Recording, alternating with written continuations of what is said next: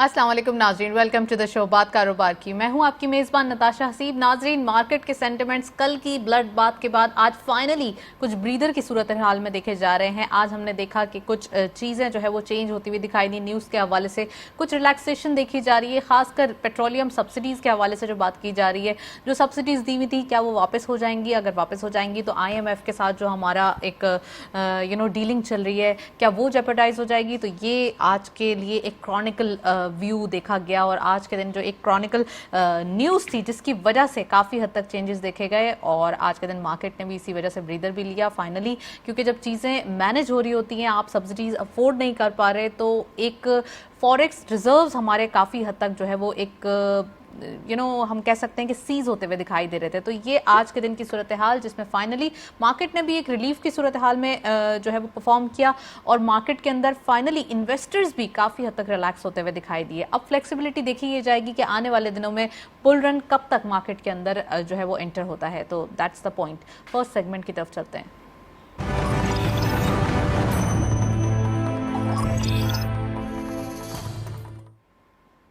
Let's have a look on daily highlights. आज की market की परफॉर्मेंस देखते चलते हैं। क्या रही परफॉर्मेंस? ओपन हुई मार्केट 43,393.14 के लेवल पर, हायर साइड मार्केट की 43,647.55, lower was 43,262.69 and finally closure 43,504.36 का, यानी कि 111.22 का इजाफा आज के दिन देखा गया।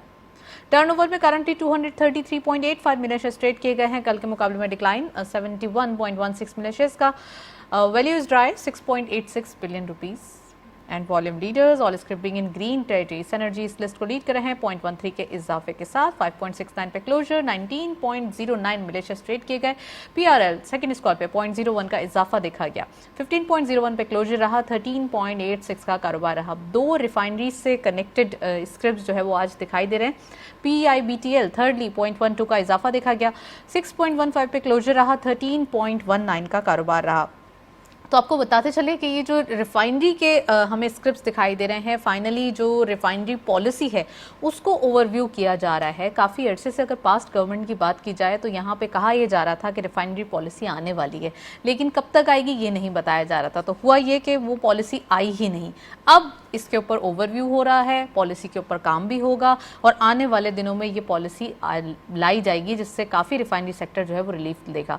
नेक्स्ट सेगमेंट की तरफ चलते हैं।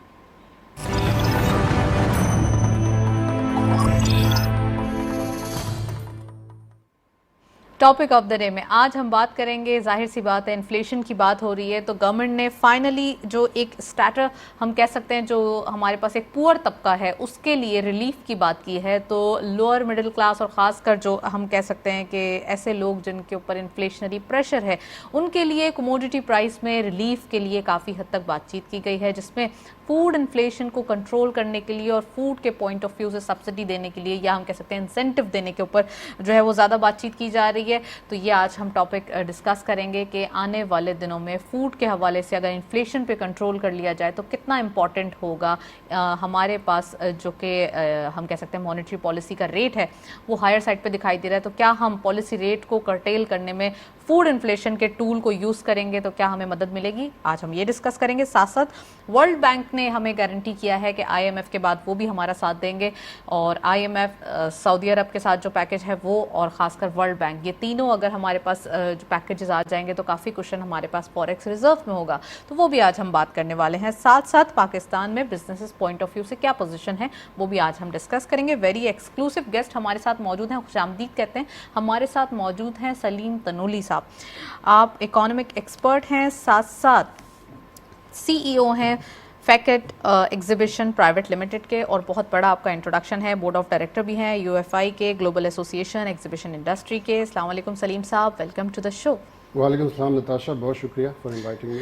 सर, सबसे पहले ये बताइए कि आज के दिन अगर पाकिस्तान में रजीम चेंज होने के बाद की बात की जाए, रमज़ान के अंदर थोड़ा सा एक बिजनेस पॉइंट ऑफ व्यू से इतना काम नहीं होता, लेकिन अगर प्राइम मिनिस्टर साहब की बात की जाए तो यहाँ पे एक स्पीड दिखाई दे रही थी। डेली बेसिस पे कोई ना कोई इनिशिएटिव, डेली बेसिस पे कोई ना कोई काम किया जा रहा था। अगर बात करें इकोनॉमिक कंडीशन की, so what do you think कि आने वाले दिनों में जो पॉलिसीज़ की बात की जाती थी पास्ट गवर्नमेंट की जानिब से, जैसे आज ही मैंने जिक्र किया कि आपने जब स्लाइड्स देखे तो उसके अंदर रिफाइनरी पॉलिसी की बात की जा रही थी, पॉलिसीज़ बनेंगी, तो क्या इकोनॉमिक कंडीशन के लिए कंसिस्टेंसी ऑफ पॉलिसी या फिर वो पॉलिसी जो बिजनेस को फ्लरिश करें कितनी ज़रूरी समझते हैं आप? आई थिंक नताशा, पॉलिसीज़ तो किसी भी ऑर्गेनाइजेशन या किसी भी मुल्क के लिए वो कलीदी किरदार अदा करती हैं। बगैर पॉलिसीज़ के आप कुछ भी नहीं चला सकते। और बेटर पॉलिसी एक शॉर्ट टर्म पॉलिसीज़ होती है, एक लॉन्ग टर्म पॉलिसीज़ होती हैं। ठीक है। अभी गवर्नमेंट को जिन हालात में जो अनसर्टेनिटी है पॉलिटिकली, उन हालात में गवर्नमेंट को डिफरेंट चैलेंजेस हैं। एक तो दो चैलेंजेस में उनका आप जिक्र करता चलूँगा। एक तो ऑफ कोर्स आपको जो इस वक्त जो पैसों का बहुत बड़ा इशू बना हुआ है, उस चैलेंज को निपटना है। उसके साथ साथ जो शॉर्ट टर्म पॉलिसी गवर्नमेंट ने देनी है जिससे इन्फ्लेशन के ऊपर कंट्रोल किया जा सकता है, वो गवर्नमेंट ने देनी है। अब जो आपके जो बोरिंग फ्रॉम फ्रेंडली कंट्रीज़ और IMF और वर्ल्ड बैंक की तरफ से आते हैं, जो काफ़ी खुशाइन बात है कि आज कुछ चीज़ें बेहतर हुई हैं, मार्केट का सेंटीमेंट बेहतर हुआ है, लोगों के कुछ मार्केट भी ऊपर गई है। मगर उसके साथ साथ जो हम देख रहे हैं कि जो 18 आपके मई को दोहा में IMF के साथ जो हमारे मुज़ाकरात भी होने वाले हैं, उसके ऊपर भी हम देख सकते हैं किस तरह कर सकते हैं। सऊदी अरबिया की तरफ से भी हमें कुछ अच्छी खबर आ रही है। उसके बाद चाइना की तरफ से भी हम उम्मीद रख रहे हैं कि वहाँ से आ रही है, जिसका एक ब्रीदिंग स्पेस गवर्नमेंट को भी मिला है और यहाँ पे जो बिज़नेस कम्युनिटी को भी मिला है। अब जो दूसरा मैटर जिसको टैकल करने की ज़रूरत है कि वो एक जो पॉलिटिकल अनसर्टेनिटी है, उसके ऊपर एक लाए अमल देना है लोगों को, आवाम को। क्योंकि आफ्टर ऑल बिजनेसमैन ने ही इस इंडस्ट्री को चलाना होता है और जो इकॉनमी के जो सेंटिमेंट्स होते हैं वो बिजनेसमैन के ही थ्रू होके जा रहे होते हैं। तो हमें इन चीज़ों को देखना होगा कि हम किस तरह वो कर सकते हैं। अगेन आई विल एम्फसाइज कि आप जो शॉर्ट टर्म पॉलिसीज़ हैं उसमें मैं आगे चल के जिक्र करूंगा कि क्या क्या हम वो पॉलिसी गवर्नमेंट अपना सकती है, जिसकी वजह से डेफिनेटली गवर्नमेंट उसके ऊपर काम कर रही होगी और वो उनकी नज़र में होगा कि they have economist with them, of course experience भी है और उस पर बात भी कर सकते हैं और उसमें चीज़ें कर सकते हैं। But all of the sudden जो एकदम से चीज़ें आई हैं जिसके लिए कोई भी आदमी तैयार नहीं था, वो इस तरह की चीज़ें आ गई हैं कि आप, क्योंकि इन्फ्लेशन तो पूरी दुनिया में आ रहा है, हर तरफ बढ़ रहा है, मगर पाकिस्तान में जो फूड सिक्योरिटी के जो इश्यूज़ आ रहे हैं, इन्फ्लेशन के जो इश्यूज़ आ रहे हैं, वो भी एक बहुत बड़ा सब्जेक्ट है। मेरे ख्याल में उसको गवर्नमेंट को टैकल करना चाहिए और मुझे उम्मीद है कि वो काफ़ी हद तक इसमें कामयाब हो सलीम साहब, आपको याद होगा 2018 में जब ये गवर्नमेंट आई थी PTI की, तो उस वक्त कुछ हालात ऐसे दिखाई दे रहे थे कि यहाँ पे एक सिचुएशन फ्रेजाइल थी।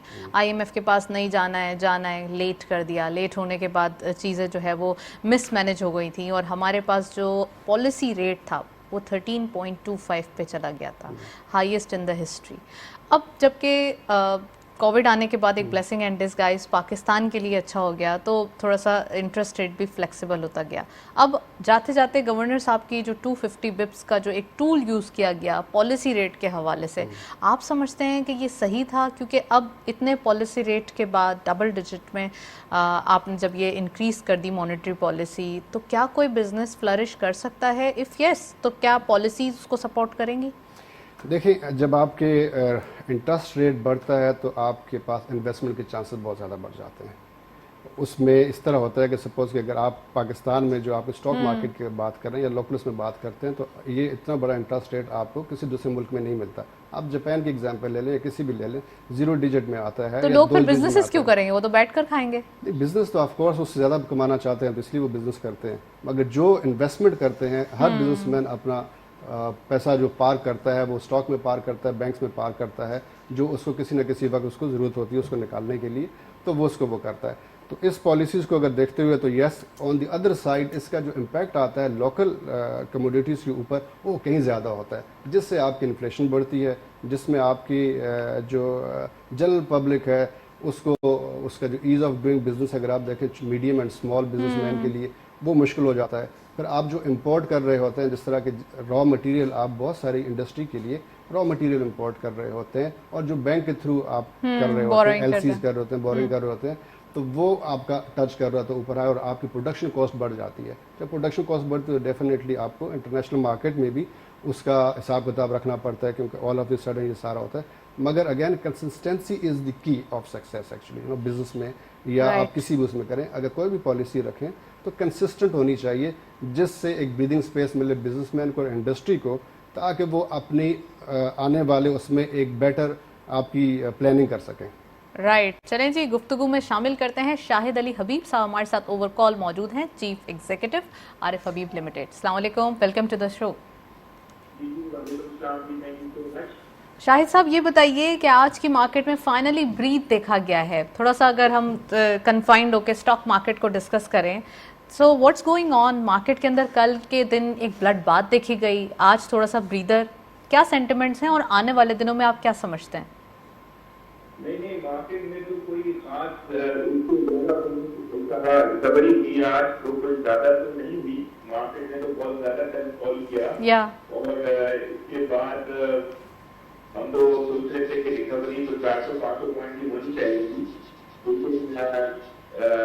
मार्केट में थोड़ी सी अनसर्टेनिटी है, थोड़ी सी मार्केट में IMF का जो पैकेज है उसके ऊपर अभी तक इन्होंने कुछ फैसले नहीं किए, नहीं गवर्नमेंट ने अभी तक पेट्रोल की प्राइस और डीजल की प्राइस को एडजस्टमेंट नहीं किया। अभी तक जो बहुत सारी चीजें जो IMF के साथ जो बातें हुई थी उसके ऊपर पूरी भी इम्प्लीमेंटेशन नहीं हुई है, तो और अभी भी क्रूड की प्राइस ऊपर, तो मार्केट क्लैरिटी मांगती है, आप समझते हैं? मार्केट जो है वो बहुत ज्यादा इकोनॉमिक साइड से और पॉलिटिकल साइड से मार्केट की अनसर्टेनिटी है और मार्केट नर्वस है के ऊपर। बहुत सारे इन्वेस्टर्स जो हैं वो डिसीजन नहीं ले पा रहे हैं। जाहिर है ये सारी चीजें जो है वो किस तरह जो है क्लोज होंगी और किस तरह इसको, क्योंकि डॉलर बहुत इंपॉर्टेंट है ना, अगर डीवैल्यूएशन होता जाएगा और अगर ये फैसला नहीं करेंगे और अगर ये करंट अकाउंट डेफिसिट को एडजस्ट नहीं करेंगे और इम्पोर्ट को कम नहीं करने की कोशिश करेंगे तो फिर तो बहुत सिचुएशन खराब होती जाएगी। और दुनिया भर में इन्फ्लेशन बढ़ गया है, यहाँ पे भी इन्फ्लेशन बढ़ गया है। 13.5% का जो है वो अप्रैल का ईयर ऑन ईयर इन्फ्लेशन हुआ है और आगे भी मई में भी बढ़ता हुआ नजर आ रहा है। और अगला टी-बिल का ऑप्शन है अगले एक हफ्ते के अंदर, उसमें भी हो सकता है अगर रेट अगर बढ़ जाए तो अभी ऑलरेडी कट ऑफ यील्ड बहुत ज्यादा थी और बढ़ जाएगी तो बहुत प्रॉब्लम। काइबोर जो है वो 15% के लगभग हो गया है, तो it is very challenging situation. Right, very challenging situation. तो आप समझते हैं कौन से मेजर्स हैं जो अभी फिलहाल लिए जाएं तो अभी मार्केट को भी रिलीफ मिलेगा और फाइनली इकोनॉमी को भी रिलीफ मिलेगा, जो कि आपने अभी थोड़े से हाईलाइट भी किए हैं? जी बहुत ही सिंपल है, मतलब they have to take bold decision. तो सिंपल सी बात है, आप 100 बिलियन का मंथली तकरीबन 80 से 100 बिलियन की सब्सिडी दे रहे हैं, वो देने की बिल्कुल जरूरत नहीं है। वो आप पेट्रोल डीजल की प्राइस आप बढ़ाएं और टारगेटेड सब्सिडी देनी चाहिए। जो गरीब लोग हैं, जो बाइक चलाते हैं, उनको आप टारगेटेड सब्सिडी दे दें। जो पब्लिक ट्रांसपोर्ट यूज करते हैं उनको टारगेटेड सब्सिडी दे दें। और बाकी जो है जो लैंड स्कूटर चलाते हैं, जो गाड़ी चलाते हैं, उनको आप जो प्राइस है वो चार्ज करें। सिंपल सी बात है। और उसका मैकेनिज्म है, जिस तरह एहसास प्रोग्राम का मैकेनिज्म क्या हुआ है वो उनको टारगेटेड सब्सिडी दे दें। तो इस तरीके से मैकेनिज्म बना लें, चार्ज करें ज्यादा और जो उस पर फॉल करता है उसको आप टारगेटेड सब्सिडी दे दें। और टारगेटेड सब्सिडी देने में 20-25%। आप समझते हैं कि अगर फूड इन्फ्लेशन को कंट्रोल करना है तो फूड पॉइंट ऑफ व्यू से सब्सिडी दी जाए ताकि वो तबका जो नीडी है उसी को ही यहाँ पर सब्सिडी की जरूरत हो, ना कि सब उससे फायदा उठा रहे हो, जो कि टारगेटेड सब्सिडी आपने जो है वो पॉइंट आउट किया है? देखिए, सबसे पहले तो हमें ना डॉलर को संभालना है, हमें एक्सपोर्ट को कंट्रोल करना है, ठीक है ना। सबसे पहले हमें वो वाली डिमांड को खत्म करनी है जो एक्सपोर्टेड डिमांड है। एक्सपोर्टेड डिमांड उसी में कम होगी जब आप वो रेट चार्ज करेंगे जो उसका एक्चुअल उसकी कॉस्ट है। अगर आप कॉस्ट से कम चार्ज करेंगे तो हमेशा उसकी डिमांड बढ़ेगी। तो वो अगर आप उस फेयर प्राइस पे लेके आ जाएंगे तो ऑटोमेटिकली आपकी इंपोर्ट की जो अमाउंट है ना वो कम होगी और उसकी वजह से आपका ट्रेड डेफिसिट भी कम होगा। उसकी वजह से जब ये सब चीजें कम होगी तो इन्फ्लेशन भी कम हो जाएगी, ठीक है ना। एक तो होती है प्राइस की वजह से इन्फ्लेशन होना और एक होती है डिमांड की वजह से भी ना।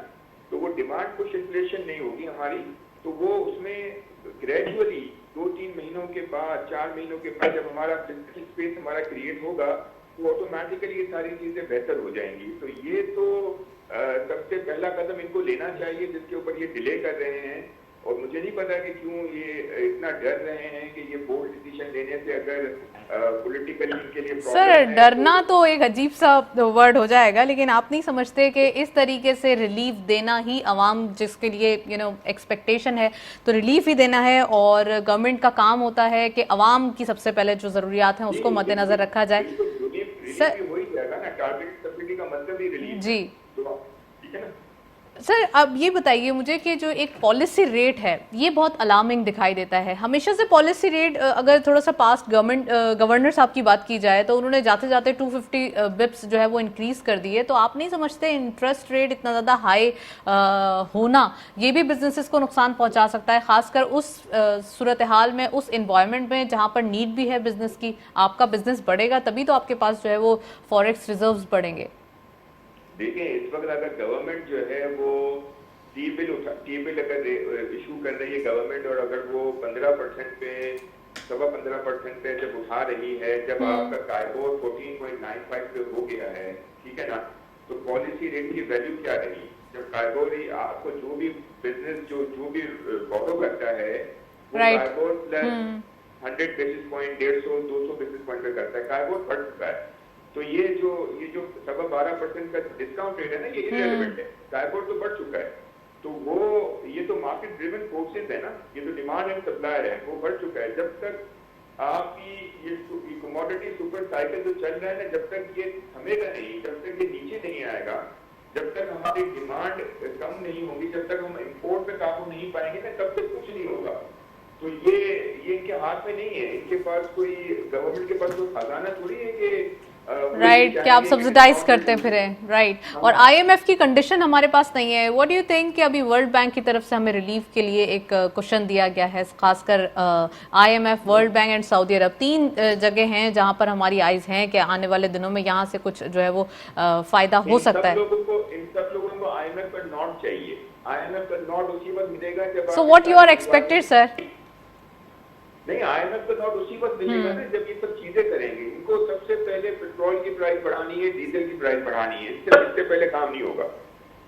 राइट चलें जी, बोल्ड डिसीजन रिक्वायर्ड है और बोल्ड डिसीजन ही लेने की ज़रूरत है। That's all. Thank you. Shahid Ali Habib साहब हमारे साथ मौजूद है, काफ़ी डिटेल एनालिसिस। सलीम साहब, चैलेंजेस बहुत हैं, बोल्ड डिसीजन रिक्वायर्ड हैं, लेकिन टारगेटेड सब्सिडी भी देना ज़रूरी है क्योंकि कुछ लोग नहीं रिलीफ के बगैर जो है वो सरवाइव नहीं कर सकते, उनका सर्वाइवल मुश्किल हो जाता है। What's your point? हमें आईएमएफ के पास जाना होगा और हमें आईएमएफ की बात माननी होगी। आईएमएफ से जुड़े हुए बाकी दूसरे इदारे हैं। तो क्या हमारे पास कोई रास्ता नहीं छोड़ा पास गवर्नमेंट ने? एक्चुअली अगर आप ये देखें तो आईएमएफ के अलावा, जैसे आपने थोड़ी देर पहले जिक्र किया था कि पिछली गवर्नमेंट ने शशोपंज का उसमें वो आईएमएफ के पास नहीं गए तो इन बिटवीन काफ़ी सारे लॉसेस हुए। अब इनके पास भी इन्हें वो गलती नहीं करनी है, आईएमएफ के पास जाना है, टारगेटेड सब्सिडी देनी है उन्होंने। ऑब्वियसली जो लैंड क्रूजर वाला है और बाइक वाला, आपको उसको डिफ्रेंशिएट करना होगा, उसके लिए मैकेनिज्म बनाना होगा। अगर आप देखें आईएमएफ क्या कह रहा है, वो कह रहा है कि 100 मिलियन रुपए की जो आपने सब्सिडी दे रहे हैं पब्लिक, जो आप इन्वेस्ट कर रहे हैं पब्लिक सेक्टर में, आपको उसकी फ़ौरन कटौती करनी है। आपने पेट्रोल को बढ़ाना है, बिजली की कीमतों को बढ़ाना है, और उसी तरह आपको जो पुराने जो आपके थे आईएमएफ के जो इंडस्ट्री जो एमनेस्टी है जो गवर्नमेंट ने दी हुई थी इंडस्ट्री की एमनेस्टी, वो वापस करनी है। आईएमएफ के ये 3-4 चीज़ें ऐसी हैं जिसमें ओबियसली लोकल इंडस्ट्री में महंगाई बढ़ेगी, जब आपका पेट्रोल बढ़ेगा तो आपकी सारी चीज़ों की कीमतें बढ़ेंगी। मगर उसके साथ साथ ये देखें कि गवर्नमेंट किस तरह टारगेट कर सकती है, डिफ्रेंशिएट करके सब्सिडाइज उन जगहों पे करे, वहाँ पे करे जहाँ पे एग्जैक्टली रिक्वायरमेंट है। उनके पास वक्त है, ओबियसली टाइम अभी बहुत कम है, चैलेंजेस बहुत ज़्यादा हैं, मगर उनको बैठ के इसके ऊपर बात करनी होगी कि किस तरह हम ये सारा कर सकते हैं। मैकेनिज्म सारा का सारा सामने मौजूद है, सिर्फ ये करना उन्होंने कि अब देखें जो अमीर आदमी है वो भी वही चीज़ ले रहा है, उसी प्राइस पे भी गरीब भी वही ले रहा है। दो के इंटरनेशनली या बाकी मुल्कों में इस तरह की मिसालें बहुत कम मिलती हैं, मगर चूँकि हम एक्सेप्शनल मुल्क हैं, हमें एक्सेप्शनली डिसीजन ही लेने होंगे कि हमने ज़्यादा से ज़्यादा गरीब को सब्सिडी देनी है और गरीब को वो चीज़ें प्रोवाइड करनी है जिसका वो हकदार है। प्लस हमने कुछ और मेजर्स लेने हैं। अगर आपके पास टाइम है तो मैं जिक्र करता चलूँ कि जैसे अगर सपोज बिजली आपकी है, बिजली 24 से 25 रुपए यूनिट आपकी बन रही है, हम दुनिया की सबसे महंगी बिजली बना रहे हैं फर्नेस ऑयल के ऊपर, यानी कि दुनिया मतलब आप देखें दूसरे बस हम जनरेट कर रहे हैं, हम पेट्रोल डाल रहे हैं, जनरेट कर रहे हैं, और उसमें भी आपके पास जो फर्नेस ऑयल से बिजली बन रही है वो सीधा पुराने बिजली घरों के ऊपर बना रहे हैं, जिसमें आपका लॉसेस कहीं से कहीं ज़्यादा हैं, आपके लाइन लॉसेस हैं। अगर उसी सिस्टम को अगर 5 साल पहले, 10 साल पहले या 4 साल पहले या इवन आज भी स्टार्ट करते हैं तो उसके रिजल्ट आगे आना शुरू हो जाएंगे। इनको उसके ऊपर काम करना चाहिए। फिर उसके ऊपर सबसे बड़ा इनका जो है वो ज़राअत है। जैसे मैंने पहले भी एक प्रोग्राम में जिक्र किया था कि आप एग्रीकल्चर को मुस्तकिल मुसलसल इग्नोर कर रहे हैं। जहाँ पे आपकी कॉटन पहले 13 मिलियन बेल्स हुआ करती थी, वो आज 7 से 8 मिलियन बेल्स पे आ गई है, क्योंकि आपने वहाँ पे गन्ना काश्त करना शुरू कर दिया। भाई आपके पास इतनी ज़्यादा बैरन लैंड है जिसको आप कल्टीवेट करें, आप ठेके पे दे दें। कई सारे ऐसे सारे कंट्रीज हैं जो ऐसा करते हैं, they want to invest in it. आप बैरन लैंड को इवन हमारा जो जमींदार है या इवन दूसरे लोगों को आप उठाएं, किसान को उठाएं। सर थोड़ी सी इनोवेशन की तरफ जाएं तो यहाँ पर बैरन लैंड्स को उन्होंने बिल्कुल फर्टाइल लैंड में तब्दील कर दिया है। सेकंडली कंट्रीज के हमारे पास सेकंडली हम आज तक कन्वेंशनल चीज़ों के ऊपर हम आज भी जोर दे रहे हैं, जबकि आप दूसरे कंट्रीज में देख लें, इवन चाइना को देख लें, आप वर्टिकल फार्मिंग के ऊपर जा रहे हैं। वो आज हम अभी तक हॉरिजॉन्टल पे और उसी पानी के ऊपर कर रहे हैं। हमारे पास पानी की शदीद कमी है एंड मैं आपको बता रहा हूँ कि ये आने वाले दिनों में आज जो अब हमें जो नेक्स्ट जो क्रॉप मिलेगी वो कहीं कम होगी, इसलिए कि अभी तक सिंध में पानी नहीं पहुँचा है। सिंध का किसान जो है वो रो रहा है, उसके पास पानी नहीं पहुँच रहा है, उसके बड़े मसाइल हैं और जो फसलें हैं वो खड़ी खड़ी ख़राब हो रही हैं, तबाह हो रही हैं। अगेन हम कहते थे कि हम एग्रीकल्चर लैंड है, मगर एग्रीकल्चर में हम कर क्या रहे हैं? हमने उसके ऊपर किया क्या है? कुछ भी नहीं किया। हम वर्टिकल जाने चाहिए, हम सिर्फ धरने और इधर मसरूफ हैं, तो फिर हम काम कैसे करेंगे? हम दूसरे नॉन इश्यूज के ऊपर हम बहुत मसरूफ हैं, हर आदमी उसी के ऊपर बात कर रहा है, मगर अगर मगर के साथ सारे के सारे लोग चल रहे हैं और अपनी अपनी दिहाड़ी लगा रहे हैं। इससे बढ़ के और कुछ भी नहीं। आपको चाहिए कि आप ये 4-5 इश्यूज हैं, आप इनको उठाएं, बिठाएं, इकोनॉमिस्ट को बिठाएं, लोगों को बिठाएं, उनको टारगेट दें कि ये आपने करना है, भाई आप हमें करके दिखाएं।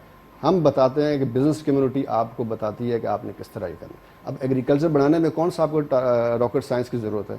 कोई कतई ज़रूरत नहीं है। आप उठाएं, अगर आप दुबई और सऊदी अरेबिया देखें जैसे कंट्रीज़ में आज ग्रीनरी आ रही है, आप ऑस्ट्रेलिया से आप देख लें, हमारे पास कई ऐसे बिजनेसमैन हैं जिन्होंने ऑस्ट्रेलिया से वो पूरा उसका रोल मॉडल उठा के यहाँ पे बैरन लैंड के ऊपर उन्होंने वो किया, उसको कल्टीवेट किया and they are making money like anything. Same goes with almost everything. तो हमें वो करना होगा, एग्रीकल्चर के ऊपर हमने करना होगा, हमने वर्टिकल फार्मिंग के ऊपर जाना होगा। फिर उसके बाद हमने फूड सिक्योरिटी हमारी किस तरह होगी। हमारे पास जो एक ही चीज़ थी जिसे हम कहते हैं कि फूड है, आज हम उसके लिए भी आने वाले दिनों में हमारे लिए प्रॉब्लम्स खड़े हो सकते हैं, क्योंकि आपके पास पानी नहीं है। पानी आपकी जो टिपिकल फार्मिंग है उसमें पानी की बहुत ज़्यादा ज़रूरत पेश आती है, तो आप उस पानी भी ज़ाया कर रहे हैं, आपकी लैंड जो है वो भी पानी को ज़ाया कर रही है। तो इन सारे चीज़ों के ऊपर आपको वो देखना होगा। पानी सप्लाई के लिए और कॉटन की मैंने बात कर ली, इसके ऊपर आप देख लें कि हम किस तरह फर्दर इनके ऊपर कर सकते हैं। हम गवर्नमेंट को सजेशन देने के लिए तैयार हैं। सारे काम गवर्नमेंट नहीं कर सकती, आप दुनिया से मिसालें ले लें। बाकी आपके जो अवाम है, बिजनेस कम्युनिटी है, जो स्टेक होल्डर्स हैं इस मुल्क के, जो यहाँ पे रहते हैं, ऑफ कोर्स वो आगे बढ़े और ये सारा काम करें। मतलब सारी चीज़ें गवर्नमेंट से एक्सपेक्ट नहीं की जा सकती, गवर्नमेंट से एक्सपेक्ट नहीं की जा सकती हैं। और वो अब अगर रिजीम चेंज होने के बाद सूरत हाल देखें तो यहाँ पर थोड़ा सा अब टाइम हमारे पास जो है वो एक डिफ़िकल्ट दिखाई दे रहा है, क्योंकि एक तरफ जलसे वगैरह की भी सूरत हाल होती है, ऑपोजिशन बाज नहीं आएगी, अपने काम करते रहेंगी। तनकीद होनी चाहिए, लेकिन तनकीद के साथ साथ कोई प्रोडक्टिव काम भी होना चाहिए, ना कि सिर्फ एक आप दूसरे के काम में खलल ही डालें। So again my point is कि आने वाले दिनों में प्रोटेस्ट की भी कॉल जो है वो देखी जा रही है। एक तरफ इतने सारे मसाइल और दूसरी तरफ ये वाला एक रोला, इसके ऊपर क्या बोलेंगे? देखिए, मैं बीइंग बिजनेसमैन या आपका नुमाइंदा बिजनेस कम्युनिटी का, हम बड़ी तकलीफ में हैं कि हमें बिजनेस कम्युनिटी को आपको अनसर्टेनिटी सबसे ज़्यादा हर्ट करती है और जो हमारी एक्सपोर्ट है वो डेफिनेटली हर्ट होती है। अगर आपके धरने और ये सारी चीज़ें आती हैं, आपकी पूरी लॉजिस्टिक्स आपकी जैम स्टिल हो जाती है। तो उसके बाद आपकी मूवमेंट ही नहीं होती, लॉजिस्टिक्स नहीं होती विद इन द कंट्री। अगर आपकी लॉजिस्टिक्स यानी कि आपके मूवमेंट नहीं हो रही है, आपकी ट्रकिंग नहीं हो रही है, तो आपकी गुड्स एक जगह से दूसरी जगह पे नहीं पहुंच सकती। तो उसमें अल्टीमेटली क्या होगा कि नुकसान होता है मुल्क का नुकसान होना है। वो सारी चीज़ों से बचा जा सकता है। गवर्नमेंट को चाहिए कि अभी कहीं से भी $8-10 बिलियन अरेंज करे और इस सिस्टम से बाहर निकले। देखिए, द बेस्ट सोल्यूशन आपके पास है या किसी भी बात का जवाब देना है, वो है आपकी परफॉर्मेंस। अगर आप ये पैसे लेके आ जाते हैं, IMF से लेके आएँ, अवाम के ऊपर कम से कम बोझ डालें, फ्रेंडली कंट्रीज़ के पास जाएं, उनके पास से लेकर आएँ, सिस्टम में पैसा लेकर आएँ, तो जो उसके बाद आप वो कर सकते हैं। अदरवाइज महंगाई का जो तूफान आने वाला है, सिस्टम में पैसा लेके आने के लिए आपको वो पॉइंट्स भी चाहिए कि आपके पास भी तो कुछ हो जिसकी वजह से IMF की जो है वो शराइत मानी जाए। फिर वर्ल्ड बैंक भी है, फिर डिफरेंट हमारे पास और भी जगह हैं जिससे जो है वो काम बन सकता है। देखिए, आपके अनसर्टेनिटी की वजह से आपके मूडीज़ ने आपका एक रैंक और नीचे कर दिया है। एग्जैक्टली। और जैसे आपके मूडीज़ रैंक नीचे करते हैं तो आपकी ईज़ ऑफ डूइंग बिजनेस वो नीचे आ जाता है। उसके बाद आपकी जो हम LC खुलवाते हैं, जो वो करते हैं, उसमें डिफ़िकल्टीज आ जाती हैं कि आपको 17 चीज़ें और उनको देनी पड़ती हैं। फर्दर उसका आपका रेट और बढ़ जाता है, आपकी ड्यूटियाँ और उसके इंटरेस्ट रेट उसके ऊपर आ जाता है। तो ये वो सारी चीज़ें हैं जो बिज़नेस में डेफिनेटली ऊपर चली जाती हैं। आपकी बिज़नेस डूइंग जो है वो ईज ऑफ डूइंग बिज़नेस वो कम से कम होती चली जाती है और जो प्रोडक्शन कॉस्ट है आपकी ऊपर से ऊपर चली जाती है। तो अल्टीमेटली उसका किसके ऊपर आता है, आपकी इकॉनमी के ऊपर फ़र्क आता है। फिर आपके बाद देखना है कि आपने इंपोर्ट के ऊपर कंप्लीटली, मैं हमेशा ये कहता हूँ कि आपने इंपोर्ट को वॉच करना है।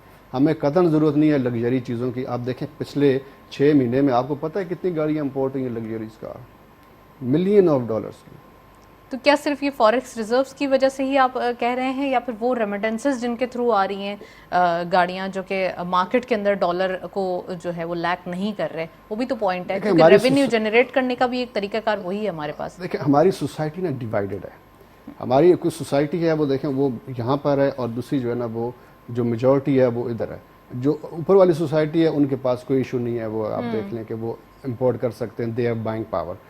जब वो सारा आता है तो आपका सारा फॉरेक्स निकल जाता है, बहुत बड़ा हेवी अमाउंट निकल जाता है, तो उसका इम्पैक्ट ऑटोमेटिकली नीचे आ जाता है। तो क्योंकि जब आप ऊपर से आपका सारा वो निकल जाता है तो नीचे आपके उसका असर नीचे तक चला जाता है, आवाम तक जाता है। तो आवाम पिस रही है, क्योंकि आवाम के आज भी अगर आप देखें एक आम आदमी की सैलरी उन्हें 25,000 रुपीज़ की कर दी है, मगर क्या 25,000 रुपीज़ एक लेबर को मिल रहा है? बिल्कुल भी नहीं मिल रहा। तो वो किस तरह गुजारा करेगा? तो आवाम बड़ी मुश्किल में है। उसमें इनको इंपोर्ट के ऊपर सबसे ज़्यादा ख्याल करना होगा कि हम किस तरह इसको कर्टेल करें, ख़ासकर लग्जरी आइटम्स के लिए पाबंदी लगा देनी चाहिए लग्जरीज आइटम के ऊपर, और इनको चाहिए कि वो एक्सपोर्ट के ऊपर ज़्यादा से ज़्यादा तवज्जो दें, ध्यान दें, ताकि वहाँ से हमारा रेवेन्यू बढ़ सके। एक्सपोर्ट के ऊपर आप समझते हैं जो सर्विसेज सेक्टर या जैसे काम किया जा रहा है, आपने स्टार्टिंग इंट्रोडक्शन में ही कहा था कि हमें इंडस्ट्री पॉलिसी जो कि दी गई थी जिसके अंदर एक सब्सिडाइज पॉलिसी थी उसको भी कर्टेल करना होगा, क्योंकि जब तक आप सब्सिडी जो कि एक टारगेटेड सब्सिडी है उसके ऊपर नहीं जाएंगे तो आपको फ़ायदा नहीं होगा। अभी कुछ पॉलिसीज़ फर्दर आ रही हैं, जैसे आज ही आपने देखा कि रिफाइनरी पॉलिसी की बात की जा रही है। ऐसी जगहों पे आप समझते हैं कि अभी राइट टाइम है, क्योंकि गवर्नमेंट के पास अभी 1 साल है और बहुत सारे अनपॉपुलर डिसीजंस भी रिकॉर्ड हैं, क्योंकि आपके पास कोई रास्ते भी नहीं बचे हैं। होता है ना कि आपने ये दवाई भी पी ली है, ये दवाई भी पी ली है, अब आपके पास ऑप्शन है कि अब आपको आगे ही जाना है, अब आप पीछे नहीं आ सकते। क्या समझते हैं आप, सिर्फ ये सब्सिडी को बंद करना, टैक्स रेशो बढ़ाना और साथ साथ जो है वो पॉलिसीज़ देना, this is the point only we have? देखिए जो third and most important point इसमें है वो है FBR का, टैक्स का। FBR ने इस साल तकरीबन आपका 10 महीने में 250 अरब एक्स्ट्रा कलेक्ट किया है, which is a very good thing. बहुत अच्छा उन्होंने काम किया है। अगर इसी तरह टैक्स रेवेन्यू को बढ़ाया जाए, गिनती की 3 से 4 चीज़ें हैं जिससे आप अपनी इकॉनमी को बेहतर कर सकते हैं। सबसे पहले नंबर पर आपका टैक्स है। अगर आप सारे टैक्स नेटवर्क में आ जाते हैं और ग्रे इकॉनमी से या उस दूसरी ब्लैक इकॉनमी से, ग्रे में और ग्रे से आप वाइट में आ जाते हैं तो आपके मसाइल हल होना शुरू हो जाएंगे। सेकेंडली आपका रेवेन्यू किस तरह आप जनरेट करेंगे। हमारा सब दूसरा जो है, हमारा जो ओवरसीज़ लोग हैं, ओवरसीज़ से हमारा जो रेवेन्यू आता है, जो हमारे एक बहुत बड़ा उसका एक अमाउंट है। तीसरा जो है आपका वो आपकी एक्सपोर्ट है। एक्सपोर्ट से आप वो अपने टारगेट पूरे कर सकते हैं। अच्छा, अब आप देखिए कि पिछले कुछ अरसे से ट्रेडिशनल एक्सपोर्ट से हट के भी आपकी नॉन ट्रेडिशनल एक्सपोर्ट जिसे हम कहते हैं, जैसे आपने जिक्र किया अभी कि जैसे सर्विसेज इंडस्ट्री है। सर्विस इंडस्ट्री में आपको बहुत हैवी इन्वेस्टमेंट नहीं चाहिए होती है, वो आप एक रूम से भी कर सकते हैं, आप बड़े ऑफिस से भी कर सकते हैं। खासकर अगर आप देखें हमारी IT सेक्टर ने कितना बड़ा वो किया। अब हमारे स्टार्टअप्स पाकिस्तान में चल रहे हैं। अगर हम नेबरिंग कंट्री में देखें तो एक साल में 100 स्टार्टअप्स इंडिया में वो सामने आए हैं। 100 स्टार्टअप कंपनीज जो है उन्होंने एक साल के अंदर 100, और उसका तकरीबन $26 बिलियन का रेवेन्यू आया उस 100 स्टार्टअप से, विच इज़ हमारे पास टोटल जो है ना हम बात कर रहे हैं तो हमारे पास $26 बिलियन का हमने टच ही नहीं किया। आज अगर आप देखें हमारे पास $8 बिलियन उधर है और $4 बिलियन आपका दूसरे बैंकों में पड़ा हुआ, स्टेट बैंक में उसके पास पड़ा हुआ है। $3 अरब सऊदी अरेबिया का भी इसमें निकाल दें और चाइना का भी जो उन्होंने किया। आई होप कि चाइना हमारे साथ वो अभी उसको रीस्केड्यूल करेगा कि हमारे पास वो रहने दे, और सऊदी अरेबिया भी, तो जिससे हमें कुछ ब्रीदिंग स्पेस मिलेगी। मगर अगेन ये 3-4 सेक्टर्स ऐसे हैं जिसके ऊपर हम अपने रेवेन्यूज़ को बढ़ा सकते हैं और अपनी इकॉनमी को बेहतर कर सकते हैं। अब इसके अलावा कोई और रॉकेट साइंस किसी को, बिजनेस कम्युनिटी को या गवर्नमेंट को भी कोई नज़र नहीं आती कि हम किस तरह रेवेन्यू जनरेट करें। फिर लॉन्गर टर्म की जो पॉलिसीज़ हैं कि आप अपने को पैसा कमाना इज़ वन थिंग, बट उसको सेविंग करना that is the hardest thing. Another thing, अब उसमें क्या है कि आपके लाइन लॉसेस इतने, हर चीज़ में लाइन लॉसेस हैं। चाहे आपके कोई भी धारा आपका चल रहा हो उसमें लॉसेस आ रहे हैं, फिर उसके बाद आपको निजकारी की तरफ जाना चाहिए, प्राइवेटाइजेशन की तरफ जाना चाहिए। जो ऐसे सफ़ेद हाथी हैं जो मुल्क पे बोझ बने हुए हैं और जिसको हमने किसी ना किसी वजह से उनको रखा हुआ है, उससे हमारा बहुत बड़ा रेवेन्यू गवर्नमेंट का उसकी तरफ चला जाता है। उसको प्राइवेटाइज किया जाए और उससे बेटर आपको रिजल्ट्स मिल सकेंगे। Privatisation is very very important, क्योंकि आप अच्छे मुल्कों में आप देखें लोग प्राइवेटाइज करते हैं चीज़ों को, और करना चाहिए आपको। आप इंडिया एयर की बात कर लें, आप एयर इंडिया में उस हमारी तरह PIA की तरह वो हमेशा से लॉस में डेफिसिट रहा। जैसे उन्होंने उसको प्राइवेटाइज किया वो उन्होंने प्रॉफिट कमाना शुरू कर दिया। तो हमें ये सारे स्ट्रॉन्ग, हार्ड और अनपॉपुलर डिसीजन लेने होंगे, तो फिर हमारी इकॉनमी को कुछ सहारा मिल सकता है। अदरवाइज आप थोड़ी देर के लिए यही करते रहेंगे, उसके बाद फिर अगले नेक्स्ट डे फिर आपको सर, आपको नहीं लगता कि कोई भी गवर्नमेंट जब एक साल के लिए आए और सारे अनपॉपुलर डिसीजंस आपको प्लेट में रख के मिल रहे हैं कि आप ये लेंगे तो ये होगा, तो क्या करेंगे? क्योंकि आवाम की उम्मीदें होती हैं, खासकर गवर्नमेंट जब आती है तो उसका यही होता है ना कि हम खिदमत करने आए। जब खिदमत करने आए, आवाम की उम्मीदें भी हैं आपके साथ, और आपको ऐसे हार्श डिसीजन भी रिकॉर्ड हैं। So what is the point कि अब आने वाले दिनों में स्ट्रैटेजी क्या बचती है? क्योंकि अगर आप ये नहीं करेंगे तो मुल्क सही नहीं होगा। ये बड़ा एक टफ टास्क है। देखिए, कुछ पॉलिसीज ऐसी होनी चाहिए, एज अ पॉलिसी पार्लियामेंट में इसको पास करना चाहिए बिल ला के, कि जो पॉलिसीज होंगी वो आप अच्छी पॉलिसीज होंगी उसको आप कंटिन्यू रखेंगे, किसी भी गवर्नमेंट की हो। चार्टर ऑफ इकोनॉमी बनाना पड़ेगा। चार्टर ऑफ इकोनॉमी आपको बनानी पड़ेगी। तो आप समझते हैं ये जो इंडस्ट्री पॉलिसी या जाते जाते 10 रुपए पेट्रोल में कम और पावर टैरिफ में 5 रुपए कम कर दिए जाएं, तो ये कोई बहुत बड़ी रॉकेट साइंस का ही आप जो मिसाल दिए जा रहे हैं, तो ये क्या अच्छा था डिसीजन? देखिए, उस वक्त के हिसाब से तो ठीक है, आप कह सकते हैं, क्योंकि आपकी एक्सपोर्ट बढ़ी है, आपकी इंडस्ट्री खड़ी हो गई। तो अगर आप उस देखें तो because decision time to time change भी होते हैं ना, कि आपने अब क्या करना है। आपने इंडस्ट्री को पैरों पे खड़ा कर दिया, आप इंडस्ट्री को आप बोलें कि आप हमें पैरों पे खड़ा होने दें, तो वो आपका गिव एंड टेक वाला वो सारा आपका जो सिनेरियो बनता है कि आपने इंडस्ट्री को इतने सारे दे दिए, वो कर ले। मगर again all of the sudden नहीं होना चाहिए, एक टाइम फ्रेम देना चाहिए इंडस्ट्री को कि आपने इस टाइम फ्रेम में हमने ये करना है। जो इतना टाइम रिक्वायर, बस इतने से ज्यादा नहीं मिलेगी आपको, टाइम आपको होगा, ताकि आप अपने अरेंजमेंट्स बाकी वो सारा कर लें। अगेन उसके ऊपर हम आते हैं तो जो हमारे पास जो इंडस्ट्री को सबसे बड़ा जो हमारे इशू आता है वो एनर्जी का आता है। आपके पास बिजली महंगी है, जो बिजली बढ़ती जा रही है। अभी अगर आप दोबारा बिजली बढ़ाएंगे तो आप अंदाज़ा लगा लीजिए कि उसके इंडस्ट्री के ऊपर कितना उसका इम्पैक्ट आएगा। तो इसके लिए मैंने पिछले प्रोग्राम में भी कहा था कि गवर्नमेंट के सपोर्ट से पाकिस्तान में रिन्यूएबल एनर्जी के ऊपर काम करना चाहिए, और हमें अल्टरनेटिव रिसोर्स जो है वो रिक्वायर्ड है। आपके पास सन है, आपके पास सोलर है, आपके पास विंड है, पाकिस्तान है, सब हाइड्रो प्लांट है, कितने सब चीजें हो सकते हैं। Potential for all these 3 energy. Hydro है, आपके पास रिन्यूएबल एनर्जी में आपके पास उसका सोलर का है, आपके पास विंड है, और आपके पास ये दूसरे अगर आप देखें तो हाइड्रो भी आपके पास है। बट अगेन उसमें काफ़ी वक्त लगता है। जैसे अभी डैम जो है ना वो 2029 में जाके बनेगा, तो वहाँ से कुछ न कुछ हम हासिल कर सकते हैं। चलें, वो भी हम उम्मीद करते हैं जल्दी अगर बन जाए तो ज़्यादा बेहतर नताइज आ सकते हैं। ज़ीशान मर्चेंट साहब हमारे साथ ओवर कॉल मौजूद हैं, उनको खुशामदीद कहते हैं प्रोग्राम में। आप एक्सपर्ट हैं। अस्सलाम वालेकुम Zeeshan, welcome to the show. जी वालेकुम अस्सलाम, थैंक यू फॉर हैविंग मी।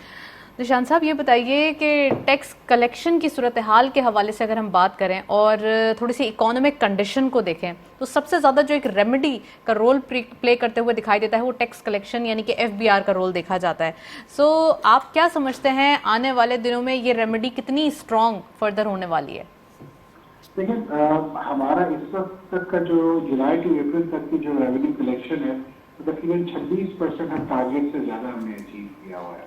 और जो भी हमारी टैक्स हम मंथ ऑन मंथ बेसिस पे जो टारगेट सेट किए हुए उसको अभी तक हम अचीव करते जा रहे हैं। तो जो हमारा जो अल्टीमेट गोल है 6.1 ट्रिलियन का, मुझे ऐसा लगता है कि हम उसे बआसानी न सिर्फ अचीव भी कर लेंगे बल्कि उसे सरपास करेंगे। ये जो टारगेट हमारा अचीव हो रहा है, जो मेन जो है इंपोर्ट ड्रिवन टारगेट है, क्योंकि जितनी हमारे मुल्क में इंपोर्ट का क्वांटम बढ़ रहा है या जितना डॉलर बढ़ रहा है वर्सेस रुपी, तो उसके से जो कस्टम ड्यूटीज और टैक्सेस जो है वो हमें ज्यादा मिल रहे हैं। और एक और जो अच्छा इस वक्त रेवेन्यू जनरेशन मेजर है वो POS जो पॉइंट ऑफ सेल इंटीग्रेशन जो हो रही है, और इसकी वजह से जो सेल्स में या उसकी वजह से टैक्स में इंक्रीज हो रहा है, एक वो आ रहा है। तो ओवरऑल जो आप अगर देखते हैं जहाँ तक रेवेन्यू कलेक्शन के टारगेट की बात है, तो वो मुझे ऐसा लगता है कि हम अचीव आसानी से कर भी लेंगे, और न सिर्फ उसको अचीव करेंगे बल्कि इससे हमारा जो बजट डेफिसिट है उसको कम करने में हमें जो है मदद मिलेगी। जहाँ तक आप बात करती हैं कि इकोनॉमिक सिनेरियो हमारा कैसा है, कि जी ये हम और आप लोग देख रहे हैं कि इकोनॉमिक सिनेरियो इस वक्त कोई बहुत अच्छा नहीं, चूंकि बहुत अनसर्टेनिटी इस वक्त चल रही है चीजों में। जब तक ये चीजें सेटल नहीं होंगी तब तक जो है आप समझें कि पाकिस्तान के ऊपर जो क्राइसिस पोजीशन है ये चलती रहेगी, और हमें उससे निकलना बहुत जरूरी है। आप ये देखिए स्टॉक मार्केट की जो हालत चल रही है, बिल्कुल डॉलर की जो ओपन मार्केट में हालत चल रही है, ये बड़ी अलार्मिंग सिचुएशन है, इसको कंट्रोल करना बहुत जरूरी है। राइट ज़ीशान, ये बताइए कि आपने अभी अपने इंट्रोडक्टरी कमेंट में कहा कि हमारे पास जो है वो टैक्स कलेक्शन की एक रेवेन्यू जनरेट करने की एक सोर्स है, इंपोर्टेड जो आइटम्स होते हैं उनके ऊपर ड्यूटी जो होती है। सो हम अभी भी प्रोग्राम के अंदर यही डिस्कशन कर रहे हैं कि इंपोर्ट को कम करना ज़रूरी है, एक्सपोर्ट को बढ़ाना ही हमारी नीड है। सो पॉइंट इज़ कि आप जब इंपोर्ट की बात करते हैं और उसको कम करेंगे तो क्या हमारे पास ये जो जनरेट होता हुआ रेवेन्यू है ये भी कम हो जाएगा, या हम कोई और सोर्स जो है वो उस वक्त तक पॉइंट आउट कर लेंगे? दो चीजों की जरूरत है। जैसे आपने बिल्कुल सही कहा कि इंपोर्ट सब्स्टिट्यूशन करना इस वक्त नामुमकिन है, क्योंकि हम जितना ज्यादा इंपोर्ट करेंगे उतना ज्यादा फॉरेन एक्सचेंज पाकिस्तान से बाहर जाएगा, और हमारा इस वक्त जो इम्पोर्ट का बिल है वो तकरीबन $70 बिलियन से ज्यादा का है, वैसे जो हमारी प्रोजेक्टेड इम्पोर्ट एक्सपोर्ट है वो 30 बिलियन या 31 बिलियन की हम इस वक्त प्रोजेक्ट कर रहे हैं।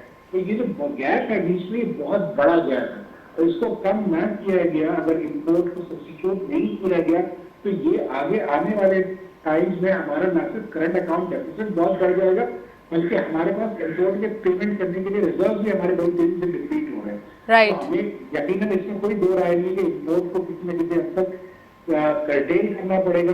लग्जरी आइटम्स को मैं समझता हूँ कि इस पर रोकना चाहिए, और रोकने के बाद जो है जो जरूरत की चीजें सिर्फ दो इम्पोर्ट करें, ताकि आपका जो आउटफ्लो ऑफ डॉलर है वो किसी हद तक कम हो, और जैसे ही आउटफ्लो ऑफ डॉलर कम होगा तो हमारी जैसे एक्सपोर्ट्स में ग्रोथ हो रही है, हमारी रेमिटेंसेस में ग्रोथ हो रही है, तो हमारी जो बैलेंस ऑफ पेमेंट्स है वो किसी न किसी हद तक हम उसको मैच करने में कामयाब हो जाएंगे। राइट, और तो जितनी इंडस्ट्री लगेगी, जितनी इम्पोर्ट सब्स्टिट्यूशन होगी, उससे जॉब्स क्रिएट होंगी, जॉब्स क्रिएट होने से आपकी जो इकोनॉमिक साइकिल है वो बेहतर परफॉर्म करने लगेगी, और मैं समझता हूँ कि हमें इस पे बहुत ज्यादा फोकस देने की जरूरत है। राइट, अगेन ज़ीशान साहब, फिर हमारी टैक्स कलेक्शन कहाँ पहुंचेगी ये भी बताते चले ना, कि इंपोर्ट तो हमने कर्टेल कर दी और आने वाले दिनों में कुछ ऐसे अनपॉपुलर डिसीजंस भी ले लिए जिसकी वजह से हमारी जो है वो चीज़ें, ताकि ये जो एक स्टॉर्म की सूरत हाल है वो मैनेज हो जाए। सो आने वाले दिनों में जब टैक्स कलेक्शन को हम उठाएंगे तो क्या वो टैक्स टू GDP दोबारा जो है वो थोड़ा इशू करते हुए दिखाई देगी? लेकिन अगले साल का जो हमारा जो अभी हम सुन रहे थे पिछले दिनों IMF से जब बातचीत हो रही थी, तो उसने 7.2 ट्रिलियन का अगले साल का टारगेट रखा है पाकिस्तान के टैक्स की महसूलात का। ये बहुत बड़ा टारगेट है, यानी ये आप देखिए जहाँ हम 4.8 से 6.1 ट्रिलियन पे, अगर आप 6.1 ट्रिलियन से हम प्रोजेक्शन कर रहे हैं 7.1 और 2 ट्रिलियन की, और साथ में अगर हम इम्पोर्ट को कर्टेल करते हैं, तो अनलेस एंड अनटिल डॉक्यूमेंटेशन को प्रॉपर तरीके से नहीं किया जाएगा, नए टैक्स पेयर्स को जनरेट नहीं किया जाएगा, तो ये जो टारगेट है आपका ये अचीव होना बड़ा मुश्किल है। और अगर आप इम्पोर्ट को कट डाउन करते हैं तो अभी तक आपको मेजॉरिटी ऑफ द टैक्स जो मिल रहा है इस वक्त वो इम्पोर्ट पे ड्यूटी की सूरत में, वो कस्टम ड्यूटी की सूरत में, सेल्स टैक्स की सूरत में, और इनकम टैक्स एट इम्पोर्ट से जो इससे बहुत ज्यादा आपको इन्हेसार इस सब बहुत ज्यादा है। तो अगर हम इम्पोर्ट को कट करते हैं तो यकीनन हमें कोई सब्सिडरी ऐसी जगह से रेवेन्यू कलेक्शन करना ज्यादा पड़ेगा कि जो इस सिस्टम में नहीं है, और उसके लिए डॉक्यूमेंटेशन की हम हर दफा बात करते हैं कि डॉक्यूमेंटेशन होना बहुत जरूरी है। टैक्स रेट्स को रैशनलाइज करना बहुत जरूरी है। पाकिस्तान का जो टैक्स स्ट्रक्चर है वो हमारे अतराफ के ममालिक के हिसाब से बहुत ज्यादा है, हम अगर इकोनॉमी को ग्रो करना चाहते हैं तो हायर टैक्सेशन में इकोनॉमी को ग्रो नहीं कर सकते। राइट, हमें अपना वो टैक्स tax नेट rate को बढ़ाना नीचे लाना होगा। पड़ेगा। Right, this is the point कि हमें टैक्स नेट ही बढ़ाना होगा and this is the only solution. इसके अलावा हमें इसके अलावा कोई बड़ा सोल्यूशन दिखाई नहीं देता जिसके ऊपर काम करने की फिर और जरूरत है। That's all, thank you Zeeshan साहब, आप हमारे साथ मौजूद है, काफी डिटेल एनालिसिस। सलीम साहब भी मौजूद हैं, उनका भी टेक लेते चलते हैं। सलीम साहब, टैक्स की बात हो रही है और टैक्स कलेक्शन बढ़ाना ही सबसे ज़्यादा नीड ऑफ द आवर है, इसके बगैर कोई गुजारा नहीं हो सकता, क्योंकि अब जबकि टारगेट्स हैं वो हायर से हायर साइड पे ही जाते जा रहे हैं। जितना हम टैक्स कलेक्ट करते हैं और अपने टारगेट से ज़्यादा काम करके दिखाते हैं तो अगली बार हमें उससे भी डबल टारगेट दे दिया जाता है। ओब्वियसली टैक्स ही नेटवर्क ही बढ़ाना होगा सबसे पहले, तो फिर आपके कलेक्शन बढ़ानी होगी। लोगों को टैक्स नेटवर्क में लेके आना होगा तो आपका टैक्स नेटवर्क, आपका टैक्स कलेक्शन बढ़ेगी। और वो उसी सूरत में हो सकता है कि आप जिस तरह FBI ने बड़ा अच्छा काम किया है तो इसी को अगर वो कंटिन्यू रखते चलें और IMF के टारगेट को रखते हुए 7.1 7.2 ट्रिलियन के, तो वो मेरे हिसाब से अगर ये कोशिश करें तो डेफिनेटली अचीवेबल है। और इसके साथ साथ इसको पाकिस्तानियों को भी चाहिए कि वो इसमें बढ़ चढ़ कर हिस्सा लें, क्योंकि इस वक्त बहुत इंपॉर्टेंट है कि उनको भी मोटिवेट किया जाए कि मुल्क के लिए कि आप मुल्क है तो आप हैं, आपका बिजनेस है और यही इसी तरह ही चलेगा कि आपको टैक्स नेटवर्क में आना होगा और आपको टैक्स देना होगा, तो फिर आप पाकिस्तान में आप इजीली बिजनेस भी कर सकते हैं और मूव भी कर सकते हैं। जैसे अदर कंट्रीज में, वेस्टर्न कंट्रीज में होता है कि अगर आपकी जीरो इनकम भी है तो एटलीस्ट आप टैक्स फाइल जरूर करें ताकि पता चले कि आप टैक्स नेट में मौजूद हैं। मैंने एक दफ़ा अपने एक काउंटर पार्ट जर्मन से बात की थी कि हम टैक्स नेटवर्क बढ़ा रहे हैं, तो ही वो सरप्राइज कि टैक्स नेटवर्क क्या मतलब, आई मीन आप क्या बात करें कि टैक्स नेटवर्क, हम तो ये सोच भी नहीं सकते। हम तो कहते हैं कि everybody is paying tax. Even कि अगर अमेरिका में एक कॉबलर है तो वो भी आपको इनवॉइस देगा आपको शूज़ पॉलिश करने के बाद, he is also, that will be a tax invoice, उसी वक्त निकाल के देगा वो। तो वो कहते हैं कि आप क्या बात कर रहे हैं कि टैक्स नेटवर्क में लोगों को ला रहे हैं, मतलब आप लोग लोगों को टैक्स नेट बढ़ाना है बताते हैं, टैक्स नेट बढ़ा रहे हैं। हम तो ये सोच भी नहीं सकते, मगर चूंकि हम थर्ड वर्ल्ड कंट्री में हैं और हमारे यहाँ बहुत बड़े इश्यूज हैं, हम रिलेटिवली यंग नेशन है कंपेयर टू यूरोपियन और अमेरिकन, तो हमें ये कुछ ना कुछ ये कड़वे गौंड तो पीने होंगे, मगर हमें टैक्स नेटवर्क में आना होगा। चलें, कतरा कतरा ही समंदर बनता है, आपको कुछ ना कुछ तो करना ही पड़ेगा। हर साल की एफर्ट मैटर करती है। देखिए, एफर्ट हर किसी को करनी होगी, हर साल, हर दिन, हर मंथ आपको एफर्ट्स करने होंगे, तो जाके आप टैक्स बढ़ा सकेंगे और टैक्स कलेक्शन आपकी बेहतर हो सकेगी। राइट, टैक्स कलेक्शन के हवाले से ही बात करेंगे, लेकिन अब सवाल ये पैदा होता है कि इंटरनेशनली ऑयल प्राइस जो सबसे ज़्यादा एक रूट है इन्फ्लेशन की पूरी दुनिया के अंदर, कमोडिटी प्राइस बढ़ते हैं, इसी का इम्पैक्ट तमाम कंट्रीज़ पे आता है और पाकिस्तान को भी सबसे ज़्यादा चैलेंजिंग सिचुएशन यही क्रिएट कर रहा है। सो आप क्या समझते हैं कि ये जो कॉन्फ्लिक्ट दिखाई दे रहा है, एक तरफ रशिया, दूसरी तरफ यूक्रेन, ये वॉर, लेकिन अब कुछ यूरोपियन कंट्रीज़ रशिया के साइड भी चले गए हैं, कुछ रबल्स में डील करते हुए और ऑयल बाय करते हुए दिखाई दे रहे हैं, तो आप समझते हैं कि पाकिस्तान भी अब जो है वो थोड़ा सा चीपर साइड पे या फिर कुछ ऐसी मेजर्स लेते हुए दिखाई दे सकता है? देखिए, मुल्कों के बीच में इंटरेस्ट होते हैं, दोस्तियाँ नहीं होती, पहली बात हुई है जी, ऑब्वियसली। ठीक है, अब आप देखें रबल्स में हम एक्सपेक्ट यूक्रेन और रशिया की वॉर चल रही है, मगर रबल्स जो है ना अप्रिशिएट हो गया अगेंस्ट डॉलर्स, अदरवाइज उसको बहुत नीचे आना चाहिए था, मगर उन्होंने एक बड़ा स्ट्रॉन्ग, बड़ा बोल्ड डिसीजन लिया कि दे हैव स्टार्टेड बाय उसका सेलिंग इन रबल्स, दे एक्सेप्टिंग कि हम रबल्स आप एक्सेप्ट करेंगे तो उनका रबल, उनकी इकॉनमी, उनकी आपकी करेंसी बेहतर हो गई। सेकेंडली, अगर आप ऑयल की बात करते हैं तो इसके साथ ही हमें ये चाहिए कि हम इंडिया की एग्जांपल ले लेते हैं कि उनके पास इतने बड़े स्टोरेज है और उनके पास इतनी रिफाइनरी है। India being a non oil country, they are exporting oil refine करके। अब आप अंदाज़ा लगाइए कि वो क्रूड ऑयल लेकर आते हैं और उसके बाद रिफाइन करते हैं, then they export. Same goes even China के साथ आप देखें, they are also exporting oil. तो वाई नॉट वी पाकिस्तान कि हम वो फैसिलिटीज़ अपने पास रिफाइनरीज की वो उसकी करें, स्टोरेज करें। एक और पॉइंट ऐड करता चलूँ मैं कि इसी हवाले से कि आप जब भी जंग छिड़ती है तो पहले ईरान का था इशू, तो ईरान से इंडिया ने उनका सारा ऑयल स्टोर किया, मतलब जितना हो सकता था on a very cheap price. अभी फिर इंडिया ने यही किया कि उनसे बड़े, रशिया से बड़े चीप प्राइस पे आपने वो ले लिया और उसी को रिफाइन करके देन वो are importing. On the third point, जो स्टोरेज की मैं बात करूँ, एक तो ये है कि आपका आपका बैक यार्ड, आपका स्टोरेज है ना, वो आपकी जो वो इस्तेमाल हम करेंगे स्टोरेज में, फिर हम ले जाएंगे, उसका किराया भी मिलेंगे। So these are the point कि हम कितनी तरफ से इकोनॉमी को हिट कर सकते हैं, इसके ऊपर सोचने की बात है। राइट, चलें जी, ऑयल के ऊपर बात हो रही है तो ये नेक्स्ट सेगमेंट देखते चलते हैं।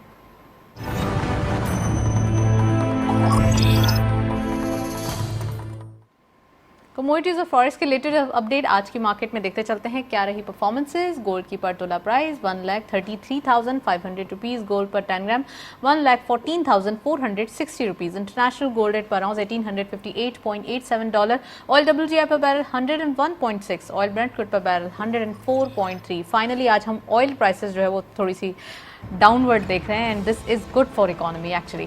करेंसीज में सबसे पहले यूरो बाइंग रही 197 rupees, selling was 199। UK pound buying रही 237 rupees, selling was 240 rupees. US dollar buying रही 186 rupees, selling was 190। Chinese yuan buying रही 23.55, selling was 23.95। Saudi riyal buying रही 49 rupees, selling was 49.6। UAE dirham buying at 50 rupees, selling was 50.5। Kuwaiti दिनार buying रही 481.85, selling was 484.35 and lastly Omani riyal buying रही 392.95, selling was 394.98। ये था forex और commodities का latest update. Commodity price में आज इंटरनेशनली ऑयल प्राइस में कमी देखी गई है और ये कमी अगर कंटिन्यू रहती है तो ये पाकिस्तान के लिए एक ब्लेसिंग अगेन जो है वो होगी। सलीम साहब मौजूद हैं, लास्ट नोट हैं प्रोग्राम्स के। सलीम साहब, इंटरनेशनली ऑयल प्राइस ब्लेसिंग के तौर पे ही खुद कम हो जाएंगे या पाकिस्तान में रिफाइनरी का जो एक आज स्टेप दिया है, ये दोनों अगर मिलके देखे जाएं तो कितनी मदद कर सकते हैं? ऑयल प्राइसेस अगर नीचे आती हैं तो ये हमारे लिए और बेहतर है कि हमारी इकोनॉमी को एक सहारा मिलेगा। जो आप रिफाइनरी की आज की बात करती हैं, definitely it's a good news. उसका इम्पैक्ट भी आप देख रही हैं, आप मार्केट में भी देख रही हैं और ओवरऑल जो सेंटीमेंट्स है वो काफ़ी हद तक बेहतर है। ऑयल प्राइसेस ऑलरेडी 100 के ऊपर आ गई थी, अभी फिर उसने 109 और उसके ऊपर टच किया। बट ओबियसली जैसे नीचे भी आती हैं या किसी एक जगह पे स्टेबल होती हैं तो उसके बाद आप, क्योंकि ऑयल से रिलेटेड सारी इंडस्ट्री चल रही है, ऑयल से रिलेटेड आपके बहुत सारे रॉ मटेरियल्स भी हैं, ऑयल से रिलेटेड आपकी सारी इकोनॉमी उसी के ऊपर बेस करती है। अगर वो ऑयल प्राइसेस बेहतर हो जाती हैं तो डेफिनेटली हमारे पास भी एक बड़ा अच्छा क्वेश्चन मिलेगा। जो गवर्नमेंट को ऑयल प्राइसेस बढ़ानी है तो उसमें हमें कम से कम जो हमारा जो डेफिसिट आएगा वो कम से कम होगा।